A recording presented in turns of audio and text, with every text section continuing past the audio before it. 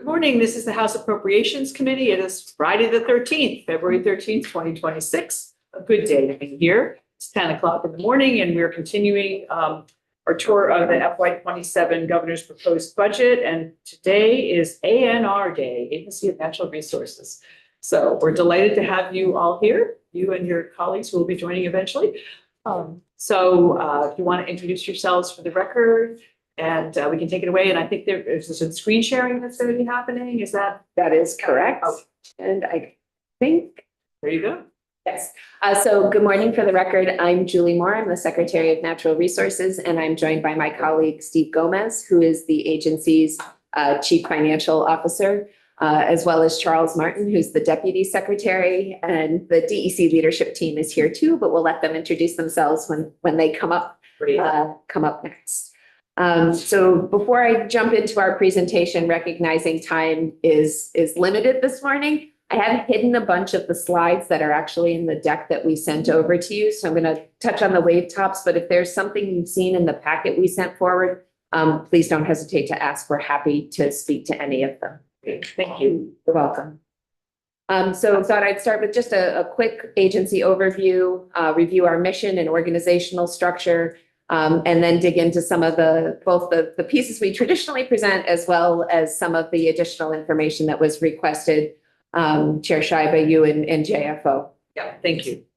So ANR is a fairly large department, at least from my perspective. Our FY27 proposed budget is just shy of $300 million. The lion's share of that is within the Department of Environmental Conservation, and that is really a reflection of the significant amount of pass-through funding that comes through DEC, specifically through our state revolving fund program. And those state revolving fund dollars have really been expanded under the bipartisan infrastructure law, and they will speak to that in more detail. But I think the key points from my perspective is about half of our overall budget is passed through to municipalities, nonprofits, partner organizations, and businesses in the form of grants, loans, and contracts. We do about $40 million in contracting each year, more than half of which is with Vermont businesses.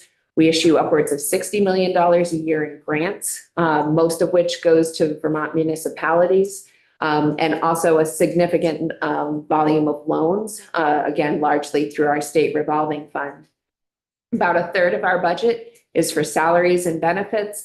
And then that remaining piece, about 16%, is for sort of the operations of the agency, fuel, vehicles, computers, etc.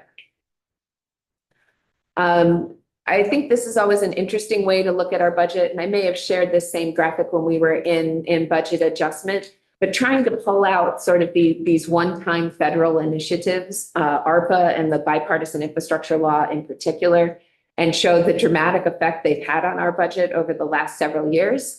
The fact that we are now by peak bipartisan infrastructure law and sort of on that anticipated backside. So our budget is about $40 million less than it was in FY26, but that is all an anticipated decrease in federal funds. Correct. Are you, as you have some time, I mean, and we can talk about ARPA maybe a little bit, because I know your agency is the one that has the most remaining ARPA funds. So we'd like to chat about that at some point. But are you sort of planning, are there going to be staff changes as a result of that? You can just relocate them to other areas of your work or some of that? A little column A, a little column B. We did add about 50 limited service positions between ARPA and bipartisan infrastructure law.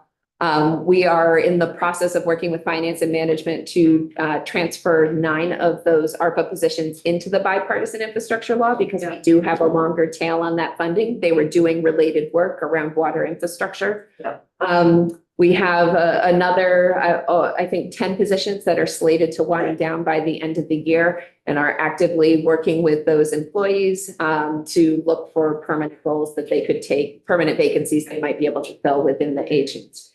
The challenge is moving them off of their existing work now leaves us with a gap, and it's really hard to convince somebody to take a 10-month job, and even harder to get them up to speed in a way that's meaningful. So it's a delicate balance, and one that we are actively managing. Thanks.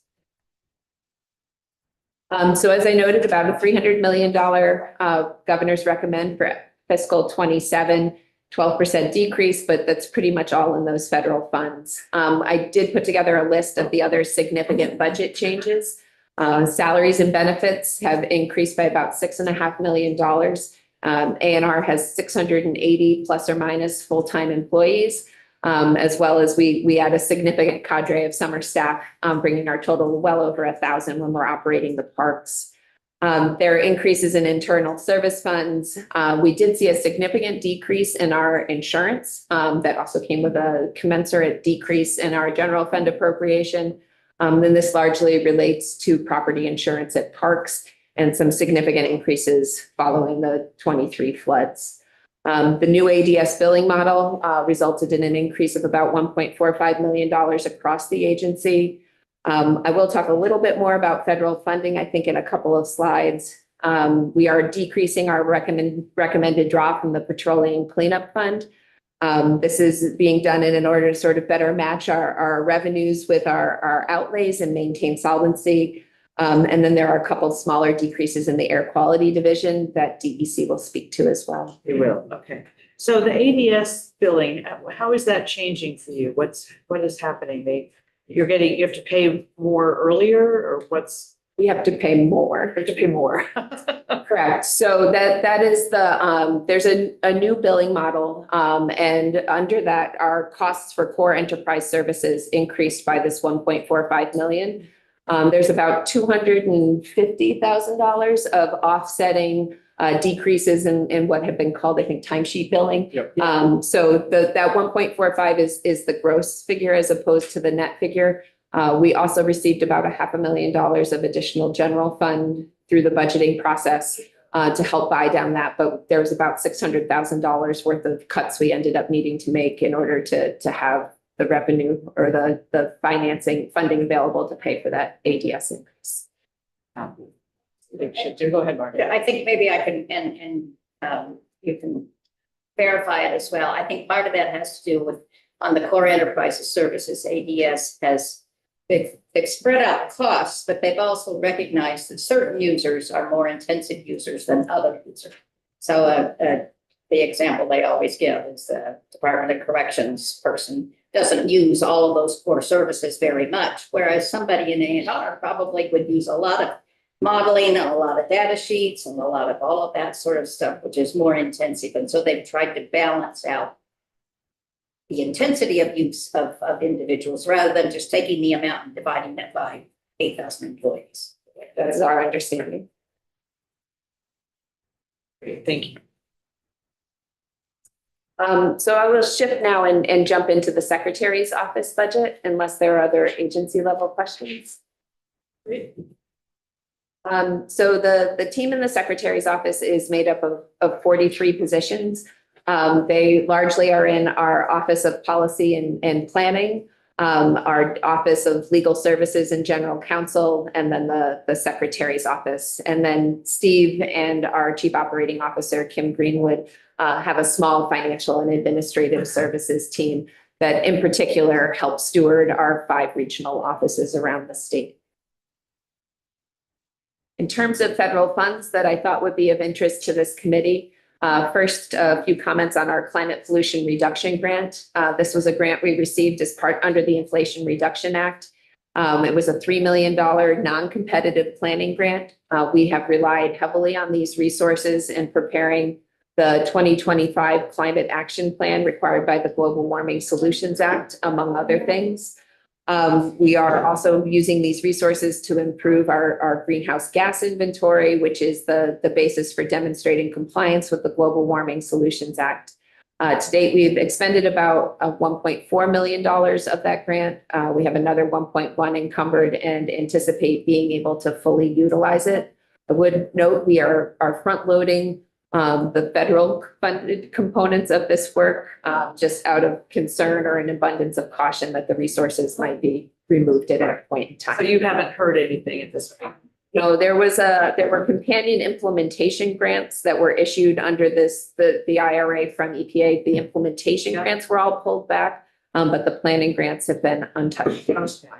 So you have another $500,000 to obligate, spend, whatever that you have Correct. plans for, but haven't done that work yet. Correct. And had you also been given some implementation grant funding that you now aren't getting? No, we had submitted an application. We weren't successful with our direct application. We were part of a collaborative, a New England-wide collaborative looking at heat pumps, mostly in the education and outreach, like what kind of information do property owners need to be convinced to be interested in taking advantage of a heat pump? So that program never came to fruition, but it didn't have big dollar figures associated with it. Okay, okay. And as we go along, and maybe the other agencies, departments within your agency can tell us about the federal funds if there's been issues. Yeah, in general, they've been fairly modest, but folks, I believe, have that in their presentations. Great, thank you. In terms of prior fiscal year appropriations, flagging this one, which was related to the Climate Superfund Act, there was a one-time appropriation of $300,000 provided to the agency. As you may recall, we were back here last year following the status report we prepared, indicating we really needed additional resources beyond that 300,000. We did not receive any additional resources. So we've been holding a bit of this money in reserve, knowing that the most significant work or significant new work will take place once the treasurer's office completes the tasks they are assigned with. Would just reflect, however, this continues to place significant strain, particularly on our Office of General Counsel, as there is multiple ongoing litigation around this bill. While it's being led through the Attorney General's office, we are obviously a mandatory participant and don't have dedicated capacity to support. So is there actually activity happening on the lawsuits? Is there? Yeah, we are briefing them as we speak. So there's a lawsuit filed by the American Petroleum Institute and U.S. Chamber of Commerce, a separate lawsuit by the Department of Justice and EPA, and a third lawsuit by 24 Republican states attorney general that have all been filed against Vermont. They're moving on relatively similar timeframes, but don't all raise the same set of issues. Right, of course. Okay. Yeah, Wayne? I see you have an attorney, you need stress on your attorneys in the AG's office. The AG's been in and but you pay for the AG's, no money flows up from the AG's office, pay for any attorneys, right? No money flows from no, our attorneys aren't actually assistant AGs, they're direct agency employees. So we're a little different model, but the AG does not contribute to the salaries of ours. I thought some of your attorneys were deputy AG's. Until now. No. Not in every agency. Yeah. So I know mine, Fish and Wildlife was at one point. They are now an agency staff member. This is just a way to sort of give you a sense of how the secretary's office breaks down.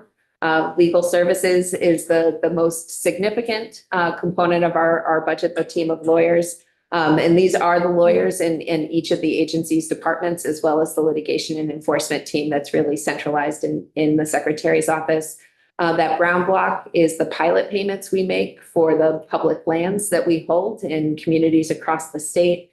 Our finance and administration division comes next, the climate action office. And then the remaining budget is split between the Office of Policy and Planning, our Civil Rights and Environmental Justice Unit, the team, my direct team in the secretary's office, and then the regional office expenses that we manage on behalf of the agency.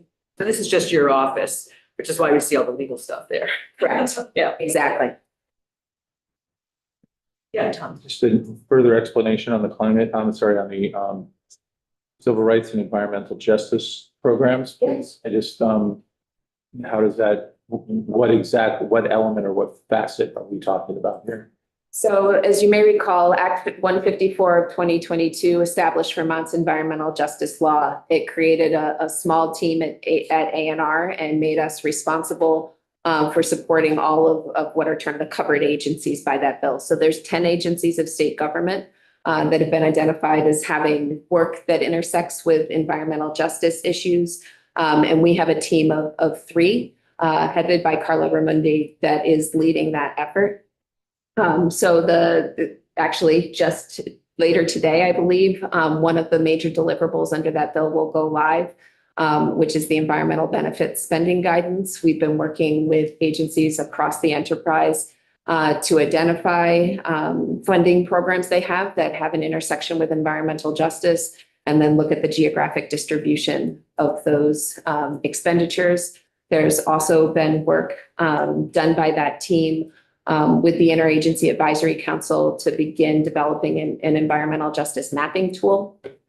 We have a contractor in place, and that work should begin shortly. And that will ultimately, those two pieces, I think, taken together, will allow us to look at cumulative burdens, which is one of the other pieces of the law. We'd be happy to come in and either meet with you directly or brief the committee on the work of that unit. I think it's a really impressive body of work and a significant undertaking. And just for short, can you just give me an idea of what this means for Vermonters? So ultimately, it means we are looking at ways to ensure that there is good geographic distribution of in particular, the grant funding that we push out each year. Recognizing that it's a little bit challenged by the fact that we need good applications in order to make awards, but trying to make sure we aren't sort of missing areas of the state with how those grant dollars are going out.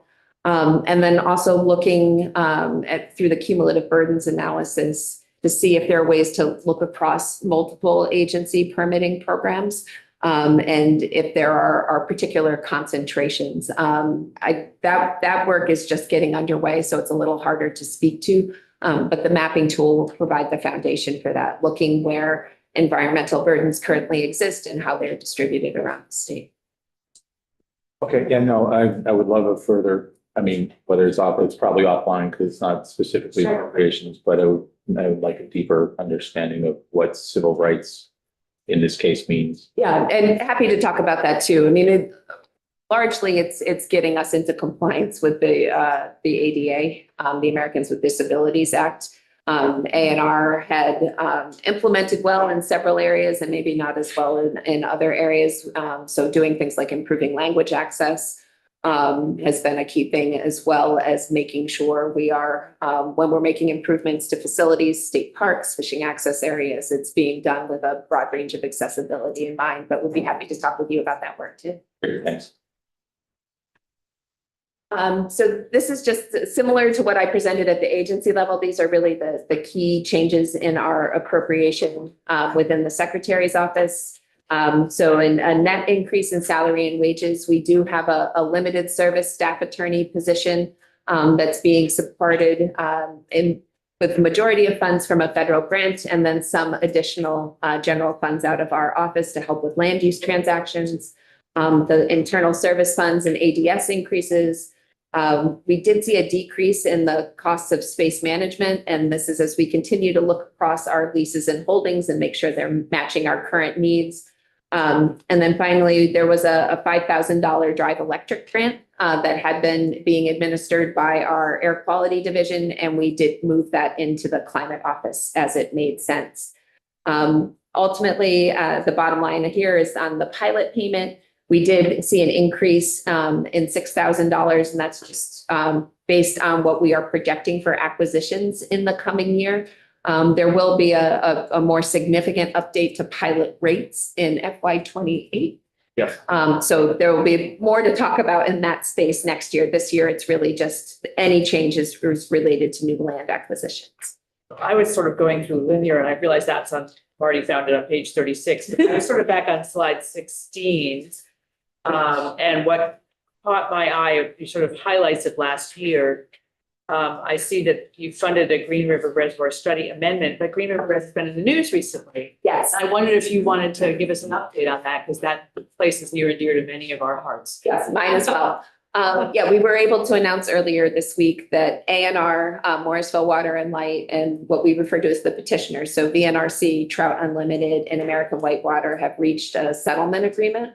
The settlement agreement sees Morrisville Water and Light moving forward with improvements to 2 of the facilities and under this Morrisville hydroelectric umbrella at Katie's Falls and Morrisville. Both of those are on the Lamoille River. It was always the plan that those would go first and Green River would lag. but just work hadn't started in the decade since we had issued our water quality permit. At the same time, we've agreed to go back and take another look at the Vermont water quality standards. Currently, the water quality standards are identical, whether it is a man-made reservoir or a natural lake.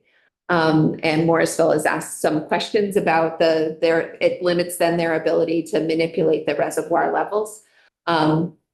That's complicated, and I think I'm glad we've given ourselves 3 years to have those conversations. But there's a commitment from VNRC, the agency in Morrisville, to really engage in that process. Morrisville is asking for slightly more ability to raise and lower. Currently, they can draw down 10 feet. I don't believe they ever do that. The new permit would limit them to 18 inches, and I think they're looking for something a little bit more, but nowhere close to 10 feet. Yeah. Well, so I can still go canoeing there. Correct, correct. And essentially, Everybody wants to know because they all love it for that. yeah, we'll resume sort of the hard conversations in 2029 or 2030 once we've gone through the water quality standards process and see what may be possible. Okay, that's great. Go ahead. So there's no plan to take out Green River Dam. No, and I should have noted the study that the legislature funded and then Morrisville also contributed to actually showed that the dam is in relatively good shape. Surprisingly, I think the dam safety team would tell you good shape. They had a lot of concerns and really were pleased to see the structural integrity of that facility. I think it was worth every penny to do that. It was. It gave us a level set for the conversation that would have been impossible otherwise, regardless of where we go forward. So, No minimum flow of fisheries. well, there are. That's part of what the water quality certificate will address. The cold water fishery. Correct. It is. Okay, thank you for the update. Sure. And then the last couple of slides, I was just going to flip through in the secretary's office deck we did provide links to, I think, the full set of reports that interest had been expressed and including our budget development forms. Yep, and that's the end of the presentation. We have carry forward funds on the top line 41. Thank you.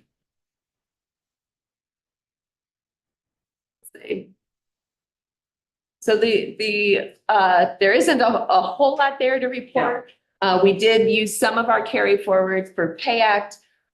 We used a little bit of it to do some modifications to our space as a result of return to office. We do have these 50 limited service positions, and unlike, I think, the health department that needs space to rent, we made some modifications to accommodate folks in the short term, recognizing we will fit within our existing footprint. And for the long term, what's the last one there? Oh, and then the other pieces related to that environmental justice mapping tool I spoke to. We ended up breaking up that contract into 2 pieces based on input from our advisory council, a technical piece to build the mapping tool, and then a separate contract for community engagement. And so that's reflecting that we moved one piece forward and the other piece is following, but at some distance behind. Dave, did you have a question? Oh, okay. Wayne, did you have a question? Well, it's probably better for additional, because you're probably going, just wondering if you had any notable, acquisitions of property in the departments. We have had some notable acquisitions this summer. Actually, I would encourage you to put that question to FPR. There was significant funding added to the Forest Legacy Program through I believe through the Inflation Reduction Act, and Vermont was very successful in the first 2 years of that, and was able to do a significant conservation project in the Bennington area. I saw that we closed on a second project in the Northfield area just within the last few days here. But I believe in total, it's a couple of thousand acres over the last 2 years that were conserved. That $6,000 figure going forward is more modest. Really, almost all of those Forest Legacy additional funds have been deployed at this point, but we were able to make some significant acquisitions, and also we're able to secure a couple of different inholdings. So a lot of times we have state conserved lands that have a little bit of a Swiss cheese aspect to them. And so really seek those opportunities to buy those in-held parcels when possible. Intent for management. Yes, correct. Oh, I turned the page and found two more carry forwards that, not sure we talked about the, I don't worry about the top one because it looks like the money has all been spent, but then there's an act related to climate change cost recovery. There's, That, is that what, did you already mention that? that was I didn't the, understand it, what it was. correct, that, I mean, I heard the environment and justice. yeah, that's this piece. Okay, right. And we're really holding, we're about to begin recruitment for that limited service position, but have been sort of holding back, waiting for the treasurer. Okay. Yeah, all right. I did not connect the two, so thank you. And do we talk with you about some of the ARPA stuff? You can, or DEC Deputy Commissioner Neil Cameron is. Okay, great. So he'll be able to talk to us about that. That's great. Okay. So anything else for Secretary Moore at this point, John? Just real quick. So on that carry forwards continued page there, it's page 42. Carbon majors data set. Can you just define that for us? I know we've kind of heard about it, but So it is a repository of all the major emitters of carbon dioxide in the world.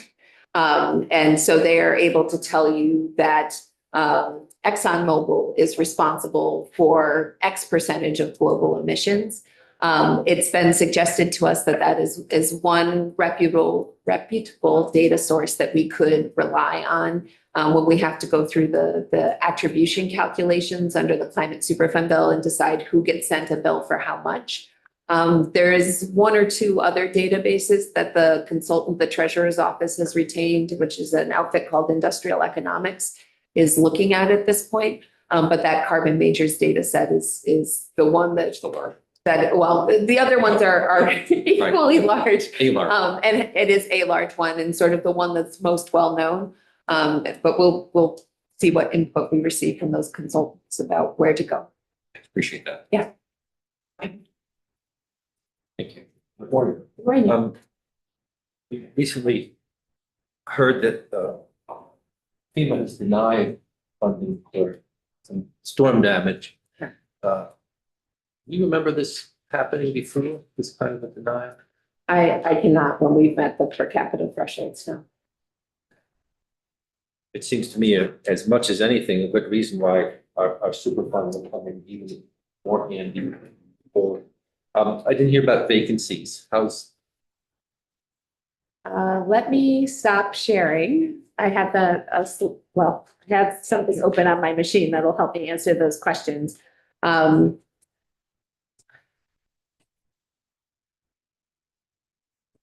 So in terms of vacancies, the agency vacancy rate overall, and this is as of last week, Steve ran these figures, is about 8%. It varies a little bit from department to department, but it's between 7 and 9% in each of our departments. How does that translate to bodies? So it works out to be, let's see if I've got, is that below here, Steve? It's. Yeah, so it's about 53 currently, yep. And it generally takes us on the order of 80 days to refill a position once it becomes vacant. That's also pretty consistent across all three departments. There are some limited vacancies in the limited service positions, so that 58 number includes, I think, some of the bipartisan infrastructure law funded positions. 13 limited service positions are vacant. So, and as I say, this is going to be a challenging next 8 to 10 months as we navigate trying to move those limited service staff into classified positions as they become. Because you could keep them through December so they can finish their work, but then the other work isn't getting done elsewhere. Correct. Yeah, and at least a small number of them have been employed at A&R more than 3 years now, and so they would have RIF rights. And so that's a complicating factor as well. That you need the staff to help you do all your work. A lot of work to do. We do.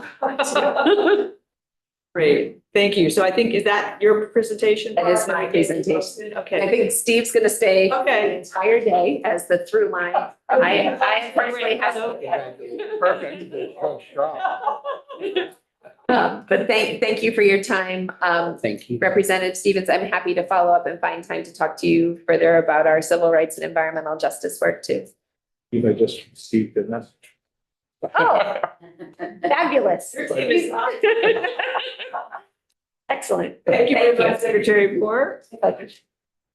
So we'll just invite whoever's next. Neil. Department of Environment and Conservation. Thank you. Thanks very much. Morning, Tracy. Good morning. Happy Friday, everybody. Friends online and friends at the table, so get yourself set. We like to bring all of our. It's nice to have friends. And then, you can all introduce yourselves when you're ready.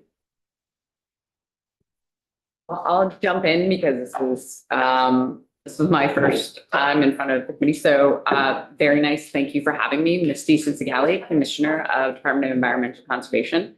I have been lucky enough to be on with these great folks for about, I think it is 7 months now. So prior to that, about 20 years in the federal government. So. And we have the other two introduce yourselves and then we will introduce ourselves because you haven't been here before. Fantastic. And so I have, Deputy Commissioner Cameron and then our Financial Director, Tracy LaFrance. Welcome to both of you. Thank you. Dave, you want to start us off? Good morning, Dave Iacovoni from Morrisville. I represent the Lamoille, Washington District. Welcome. Good morning, well, Senska from Burke to represent the Caledonia Essex District, 10 towns. Mike Nigro, I represent Bennington and Tom. Tom Stevens from Waterbury, representing Washington State. Marty Feltus from London. I represent 5 other towns in the area. I'm Robin Shy from Middlebury, representing Middlebury, and Tiff Bloomley is in the south end of Arlington. Trevor Squirrel, Underhill and Jericho. Wayne LaRush, Highgate, Franklin, Berkshire, and Richmond. Hi, I'm Mike Morwicki, Wyndham 4 District of Putney, Dallas. Hi, I'm Lynn Dickinson. I represent St. Albans Town. Nice. Welcome to your new job. Happy to be here for many different reasons. So thank you again. So in alignment with the new testimony instructions that we have received, our goal today is really to provide you with you all have the slide deck, our original 51 slides that we will not be going through in its entirety, given the depth of our department. Instead, we'll really try to focus on really the most significant budget drivers, including really the tapering of federal infrastructure funds and just our ongoing efforts that we are doing at DEC to protect Vermont's public health and natural resources. I really want to start high level and just say before we dive in that we really are moving forward with a budget that is just kind of based on it. Like we are not a lot of ups and downs. You're going to see some big swings, but those are mainly the bipartisan infrastructure law and IIJA funds that are moving through. Just to say that. So I have Tracy driving online. Thank you, Tracy. So just quick overview.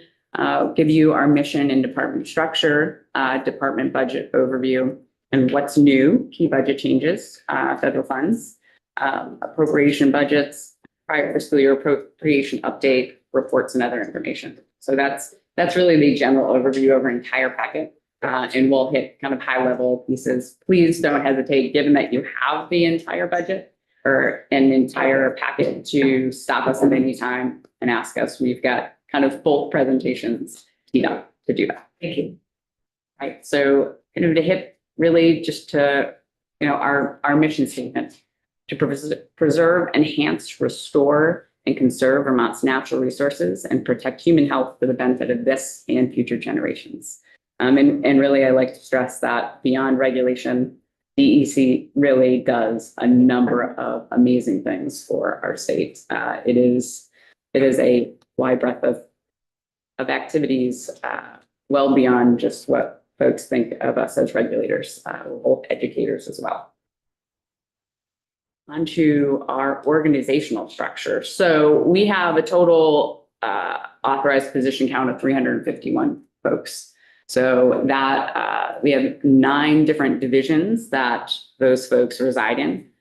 We have provided you an organizational chart that kind of breaks it out color-wise by appropriations. So a management and support services are really our Vermont Geological Survey, administration and innovation, environmental compliance, as well as our commissioner's office. Then we have air and waste, which are air quality and climate folks, and waste management and prevention folks. Then we have our Office of Waters, which is Water Investment Division, Watershed Management, and Drinking Water and Groundwater Protection. Moving on through unless, so again, please stop me with any questions that you may have. So really our budget overview slide by appropriation division program gives you a good breakout of our salary and benefits, operating expenses, grants, contracts, and loans.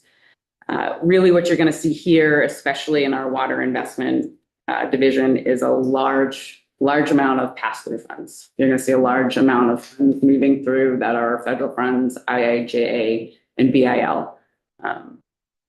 You'll also see in our drinking water, groundwater protection division that they also had a good number of pass-through funds, federal and state funds. So again, ARPA, IIJA, and BIL move through those divisions. What about air quality, which is also 61% grants? And They also see a higher number of pass-through funds, not so much the IIJA and BIL. yeah, no, I'm wondering more what those are because I hear less about that area. So those would be the DERA funds, the Diesel Emission Reduction Act funds, also Volkswagen Settlement Trust. So there's some funds that go through there that help folks purchase lower emission or zero emission vehicles. That's the major funding that they administer. There's a Okay. smaller amount of money in support for low income Vermonters to repair their vehicles when those vehicles fail emissions. Great. So there's a nexus between the two. Tom? Yeah, there was a headline this week about how the administration is basically ending or removing definitions of what makes climate change or what makes removing levels of pollution controls that have been in place for decades. And how will that affect your work here at the state level when it comes to enforcement? If all of a sudden the federal rules and you're receiving money from the federal government for enforcement of certain rules, I can understand if the answer might be it's too soon to tell, but I would imagine that considering the 15 or 20-year attempts to try to roll back these efforts to have sensible and reasonable policies, if they're beginning to end, what happens to your enforcement issues? I'll just leave it there. You don't need a for instance from me. You know what the issues are. You want to take, because you know, So yes, the representative, you're referencing the endangerment finding that EPA is looking to end right now. The endangerment finding is fundamentally the pillar that was put in place that directs US EPA to implement rules to control emissions from coal-fired power plants and other emission sources so as to reduce greenhouse gas emissions. So that then translates into rules that EPA then has to either, take off the books if they, presuming they're doing that in a legal fashion, or abrogate if they do that in a less than legal fashion. Up in House Environment just last week, or maybe earlier this week, I was speaking to them about a small provision. It's an emergency rulemaking provision that we're seeking authority from you all so that if there is an abrogation of a federal rule that we rely on substantively in order to protect Vermonters from the effects of whatever that rule is helping to control, that we retain that authority at the state level to implement those rules. It's a short-term stopgap measure, but it is something that we have been previewing. It is a long-term arc from the endangerment finding, repeal to then the repeal of the clean air mercury rule, the coal-fired power plant rule, all of those. and then how that would translate down. We still have rules on our books that are our rules.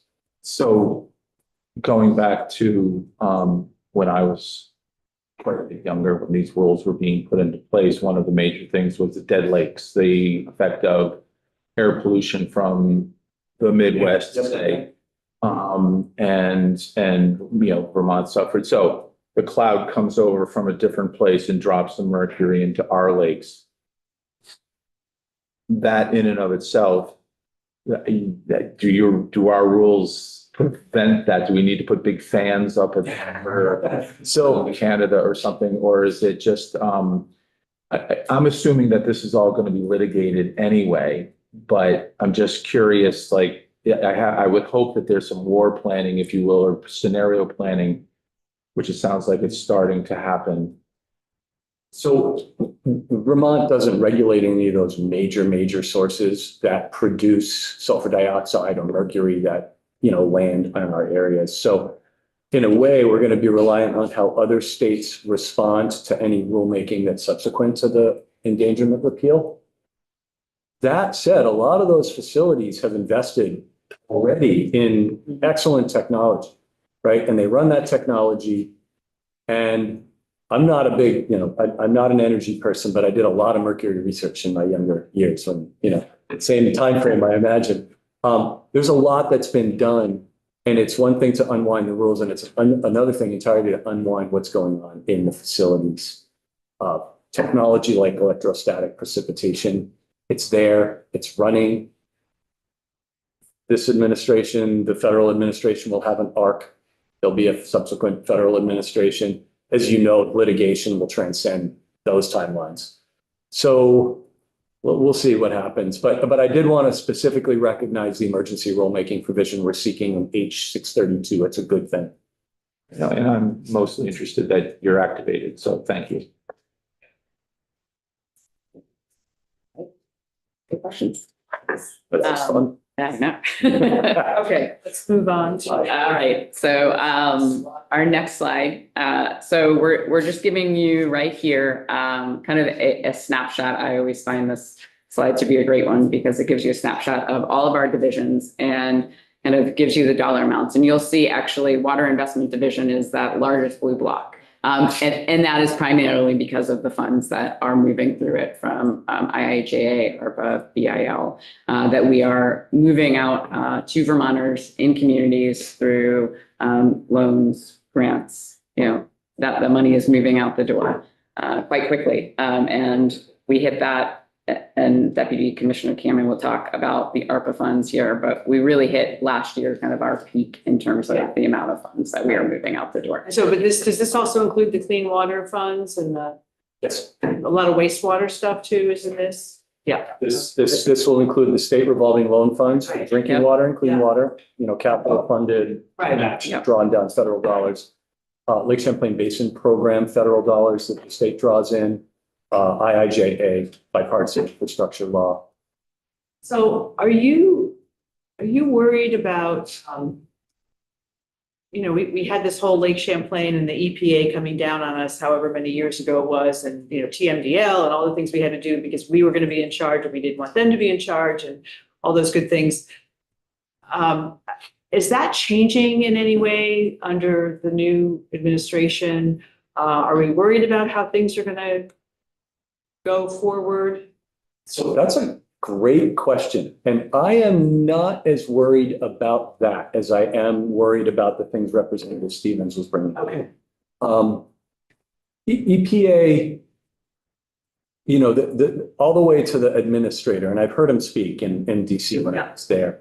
EPA will uphold all applicable laws, right? And so we're watching how that is playing out as citizens in the United States. We've already seen activities from the regional administrator of EPA that strongly support the work of the TMDL and that what we're doing. So I don't see them coming in and undermining or taking apart the girders and scaffolding that uphold that. It's a long project. I know. It's the work of a generation plus Yes. of Yes. people. I'm just been worried that that's going to get undermined in some way, but you're not seeing that at this point. We Correct. still have control over how we're going forward. If I could just take one more moment and preview a question I think you'll have about federal funding generally through EPA and specifically for this. So the House and Senate appropriations, when they were in play, were very concordant. They were very aligned, which isn't the same for other departments of state government, I learned from my colleagues. So those bills have passed in that minibus, and the president has signed those bills. So we see basically the same amount of EPA funding. We even see $500,000 of a little bit of additional funding coming through the Lake Champlain Basin program. I think that's specific to invasive species control, but now there's steps from Congress passing that budget and the president signing it, Right. to it passing through OMB and making it to the EPA, then the regions, and then to us. Right. But, you know, there are still really good people in that agency doing really good work, and we have strong partnerships with them. So, So at least it's going in the right direction, even if it takes a while to get to you. yeah, things are less uncertain than they were 6 months ago. Things were very uncertain 6 months ago. Yes, well, I'm glad to hear that you feel that way. That gives me some comfort. Okay. Yes. So TMDL phosphorus, particularly phosphorus, I know it's other, but you think we're gonna meet other schedules, deadlines, levels that we fear missing that could cause ramifications coming from EPA in terms of not getting to where we were supposed to get? So I'm going to answer that in a couple different ways. One is if you look at our progress against the timeline and you assume a linear, every year we get a certain additional increment of phosphorus reduction from year one to. But my problem with that is if that's coming from model reductions as opposed to measured reductions in the field, those could be two different things, and know where I'm going. We need to see real effects in the field in terms of less algal blooms and all the other nasty stuff that comes with it. You think we're gonna get there? I know we're going to get there. Will we get there by 2036? Hopefully before the next glacier, what? We will get there. Whether we get there by 2036 is an open question, right? There's a lot involved in that, but the state is working super hard. We have an accountability framework with EPA. We have a back and forth every year on the pace of our progress. We have open funding lines. We have partner networks. So this is a very busy committee at a different time. If you wanted to hear about our progress in clean water, we have an incredible report that we've submitted to the Great. legislature. Yep. You know what? We'll get you back in April. It'll be Claire Madden. Autumn, you got that? It'll be Yeah. Claire Madden from our department. She's fantastic. Okay. Shows the great work that we've been doing. I will take notes so we remember, because I won't remember, but that would be, once the budget is out the door, we get a chance to do deeper dives and stuff. I'd love to come back to that. And I'll put a quick note on the federal funding for the infrastructure work, for all the great work that we do. What I have seen and what we have worked together, even when not at DEC over the last couple of decades, is that across the aisle, infrastructure, clean water, like those are things that do not have a color attached to them. So when we think about the funding and moving it, that's where I have confidence that everybody is still on board with making sure that these funds get to the states. And we do a great job at moving the money and showing the progress with the great projects that we have. So, all right, we will move on to the next slide then. No more questions. So really, again, our DEC budget overview. You'll see on this side, like I said, it really is. I want to make a note that there really are no reduction in staff is represented. There's no reduction in staff represented in our budget. So I really want to hit that so that question can be answered. Again, we are the largest budget within Agency of Natural Resources. You'll see the decrease from 245 million from last year to about 202 million for fiscal year 27. Really, that big tapering off of IIJA and bipartisan infrastructure law money is a big contributor to that. We continue to also see a reduction in, I would say, personal services category, which a lot of that is contractual budgets. that we have seen year to year and really is also tied to IIJA and BIL contracts. So as a big portion of that, you will see will come from that contract work that is no longer there based on those fundings, the funding moving out the door.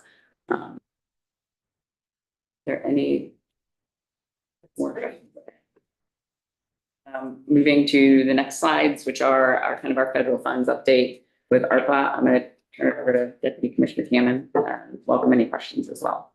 Sure. So you have seen, let's see, I think during BAA testimony, Secretary Moore made reference to a substantial increase in final encumbrances of ARPA dollars and a substantial increase in expenditures on those dollars. So we have that same slide replicated next, but beforehand, just want to remind the committee, over $190 million has been put out the door through partner organizations for all of the programs that you see listed on that slide. And I just would like to draw a circle around a couple of them for you. The Healthy Homes Initiative, we've talked about that before with you all. It is a program that did not exist at all. It was a line of business that DEC never engaged at all, where we are helping low-income Vermonters that have failed septic systems or failed wells to replace those. And the justification for that was that that allows people to weather the next pandemic. And that's why that work was eligible under ARPA. And we've done some amazing things helping individual low-income Vermonters, people that live in manufactured housing communities to get their infrastructure put right. And I just can't be more proud of that team and what they've done. There's a significant body of work associated with the Lake Champlain TMDL implementing what's called the 3-acre stormwater permit. And we have a number of lines of work there. We help individual Vermonters that are subject to that. We help manufactured housing communities that are subject to that through a couple different contracts and some grants. And we help all school districts in Vermont that are subject to that comply. And those are seeing a huge amount of quote business right now. We have dozens literally of projects that bid. On the housing stuff, the ACCD just announced a further progress on creating a series of designs for housing that would be approved for that, whatever that means. Were you a part of that conversation in terms of infrastructure, wastewater, how it fits in any of the category? Were you part of that conversation and what it would take to, just pick up a brochure with plans on it, ready-made plans? To do a house in a lot. Right. I mean, I know it's a new initiative. It would be nice to see it succeed, but I know it goes more than just design of the stick built itself. Let me speak to one thing, and then I'm going to turn it over to you because it's the infrastructure development is your sweet spot, right? Your life work. Fun fact, I own a Sears pit house, 1950. Grandmother had one as well. It is such a wonderful building. It is 1923? 1915. Built so solidly. And I love that, what they're doing. And it's, we are aware of it. We work with ACCB a lot. We meet them all the time. But what they're doing is a little bit disconnected from, and not in a bad way, but a little bit disconnected from the development of it or maintenance of infrastructure in municipalities. And we are strong partners in that part of it. So if you want to speak at all to that, or do you want me to? You can continue. Yeah, Oh, okay. I would just agree with that. There's two ways that municipalities can grow. Either that they have existing infrastructure to make sure that it's well maintained and that it's upsized. And we're helping a lot of municipalities do that. Shelburne, Virgins, Rutland, South Burlington. Those are big ones, but they come to mind because they've just moved big loans very recently. But a lot of smaller communities as well, St. Jay. So there's a lot of that work that we constantly support, and it's sort of a hand in hand between our regulatory programs, looking at how those machines are functioning and adhering to their permits so that they're not over discharging and that they're able to treat all the waste coming in.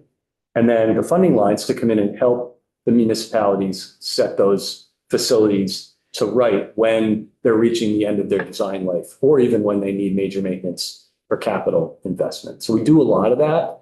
The department also supports the development of village water and wastewater programs. So we're going to segue right back here to ARPA.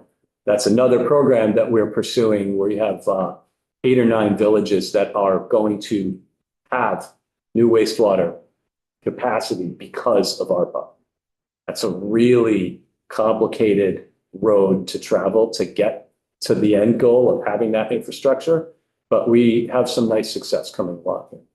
So you want to add anything? Did I answer your question? Sure.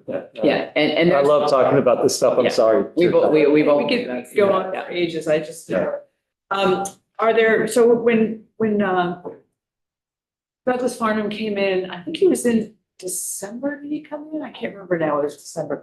And he gave us a chart and it was green and red and yellow, you've seen it. I mean, obviously, most of the money that is still unspent, that needs to be spent by year end is in your world. And we know it's the wastewater and these things take time. So, we aren't at a place of, clutching our pearls at this point, but Understood.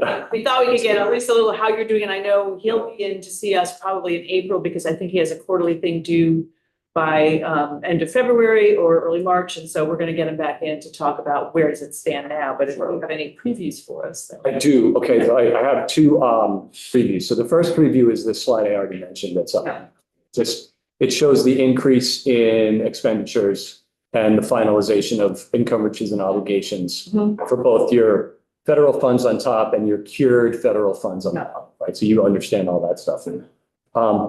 I have a ton of detailed situational knowledge of every project, literally. I have this. You need to know what project. It's open on my screen in case you had specific questions, but I really would love to come back and walk through the projects with you at some point and answer those questions in detail. Great. And so for now, I guess my question is, how confident are you feeling right now about being able to spend all the money? I feel moderately confident. I feel highly confident to spend all the money in most of the projects, but I am aware of some challenges. I don't want to lie, and I don't want to be, Pollyanna. I am aware of some challenges in a couple of the village projects that have me nervous and that have us looking at, okay, if this becomes a problem, can we work with Doug? Can we work with AOA? Right. To see about moving some projects around. Right. So we have, especially in that village line, we have, most of those projects are working really hard. Yeah. But if the risk becomes too high, Yes. you know where we can put some of those dollars if it's Okay. too late. Do you have sort of a mental deadline of like when the drop dead date is that you're going to have to decide? Yes.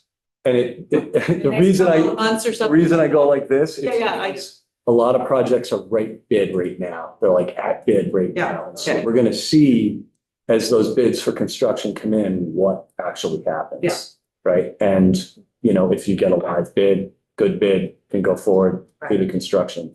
So you're kind of on the cusp with some of those worrisome ones. I'm really tightly tracking them.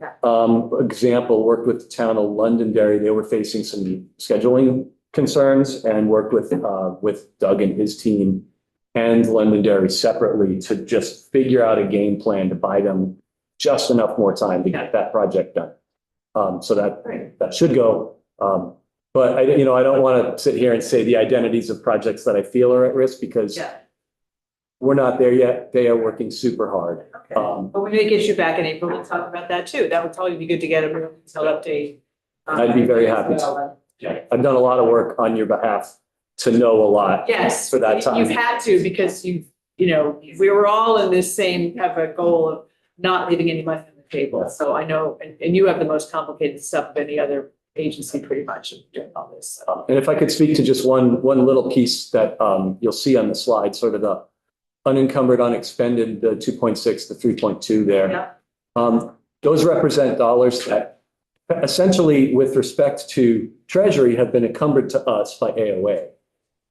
But because there are administrative support dollars to pay the salaries for all the people that are doing all this work, we can't put them in a vision line and tie them up in a PO. So that's why you're seeing them as unencumbered. Okay. Great.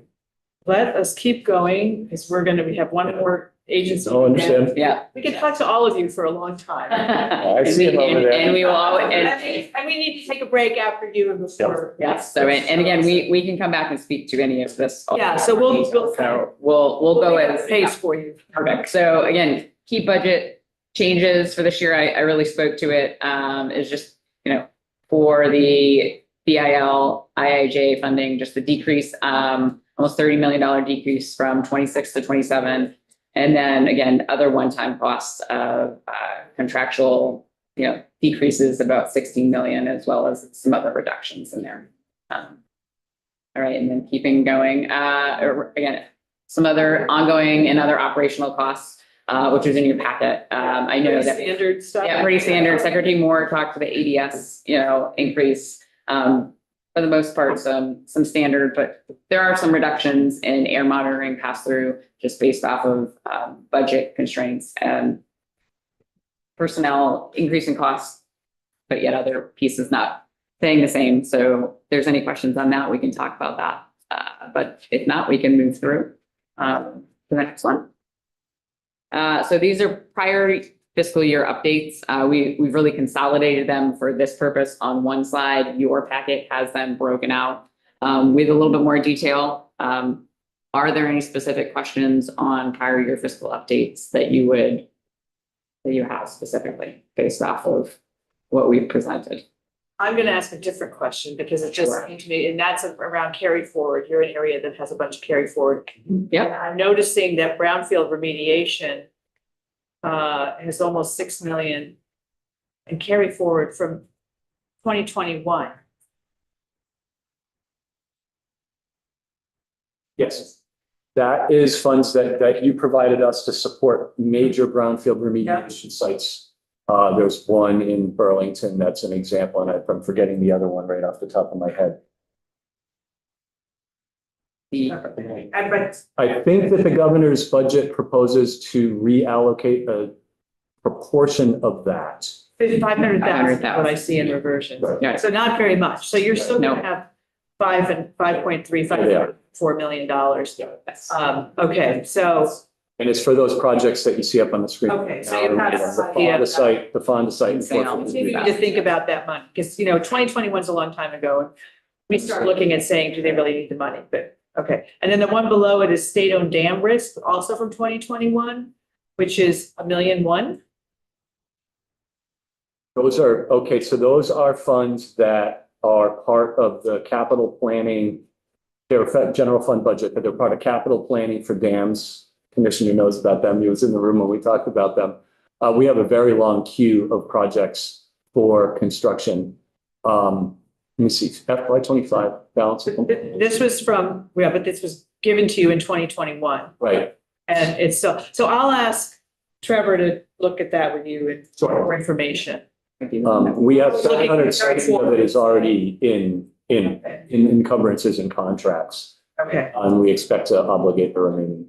okay. And you have 4 million in healthy homes, 2025, you're just continuing to spend. That is on, yeah, that actually, and we have over 100 awards on that Yeah. that are staged right now. Okay, So and River Corridor for $1.5 million? that is part of Act 121. Those are one-time funds when we get that, that slide. Yeah, this is all one time. Yep. Bless you. It's the 121 slide. There it is. So we have a number of contracts that we will put together in order to conduct either infill mapping for communities or precision mapping of river corridors under Act 121, the Flood Safety Act. We are required to make new rules that dictate statewide rules as opposed to municipal zoning that dictate what can or cannot be built in river corridors. In order to do that and provide regulatory certainty, we need tight maps that we public notice, that people accept, that are not subject to having to go out and do a verification in the field every single time Yeah. somebody wants to build a thing. Are you having trouble, I don't know, on all the dam safety projects, so are you having any trouble with contractors, or is there any kind of shortage of contractors? Get things done in a timely manner? No, I would have to ask Ben Green for sure, but once we go through the procurement processes that we do under bulletin 3.5, there are some really good contractors that are working with the dam safety program. We've got to have both, local scale, yellow machine operators and people who know how to move stuff around. And we have national scale engineering firms that are working on our dams. It seemed like there was a while there where there was a real bottleneck in the ability to get contractors for different types of construction projects. That's true. Engineering capacity and construction capacity is tight. Dam safety is a little bit of a niche space. There are specific engineering skills, and we work with a couple of big firms that do a good job. And not everybody can just drive in there with the yellow machine and start busting up a dam. So. And one more quick question for you on that. Thank you. You read my mind. You have a fund in deficit. The Waste Management Assistance Fund of $648,000. How did it get there, and what are you going to do about it without asking the general fund to backfill you? It's an ebb and flow. Do you want to take this? You have this? I have this. I Okay, get it. you go Yeah. ahead. You take it. So Sorry, yeah, I've no. got so much talking. No. This is teamwork. This is fantastic. So that fund is really solid waste program as well as our e-waste program, and really that's reflective of even though it says we're in the negative, we're not. It's really a build back program, so it's really net zero coming back to just quarterly billing and bringing the money back in. Timing and all. So it's not a concern at all. So we will not hear from you. You will not hear from us. There has been a theme of asking us to backfill special funds, but it sounds like you have it figured out. So great. Thank you very much. Anything else you want to? No, I think the rest is just, we've got our legislative reports there, as well as some of our, moving forward performance reports. So if you wanted to take a look at that and have us back and ask us any questions, we welcome those questions to come. Appreciate that. Yeah, and they give specific projects based on the different divisions that we have and the different programs. And then that's really, and then questions on the budget development form, we can. Probably not. I think, the idea is to not spend a lot of time on there. And I think you've highlighted the things that we would find on there. So that's great. And then, so I appreciate all you guys are doing. It's a lot of work in your division.